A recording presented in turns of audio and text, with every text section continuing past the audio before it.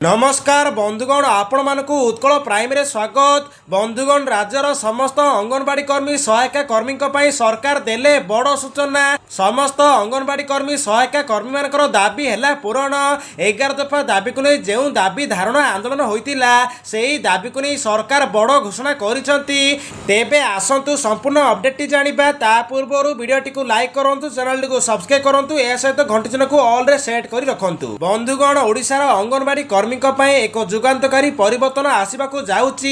11 दफा दाबी को नहीं चली दीर्घ दिन संघर्ष पर सरकार समस्त दाबी को ग्रहण करिसेंती। 11 दफा दाबी को नहीं चली दीर्घ दिन संघर्ष पर सरकार समस्त मुख्य दाबी को ग्रहण करिसेंती।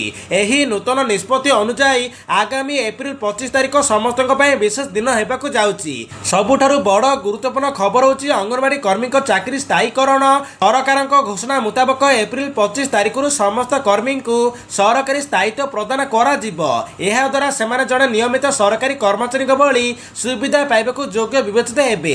द्वितीय मुख्य दाबीटे होची शिक्षयित्री भावे नूतन नियुक्ति। अंगनवाड़ी कर्मी मानकू केवल स्वच्छसेवी भावे नुहे बरम एवं सरकारी शिक्षयित्री भावे नूतन परिचय दिया जिवो।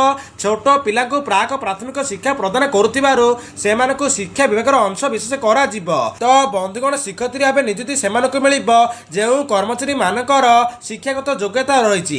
या सहित सबुठु बड़ दाबी थिला मासिक दरमा 18,000 टंका को वृद्धि।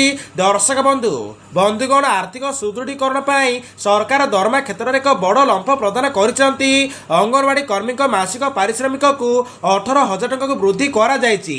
एही वर्धित दरमा केबेठारु लागू हेबो एने समस्त द्वंद्व रही।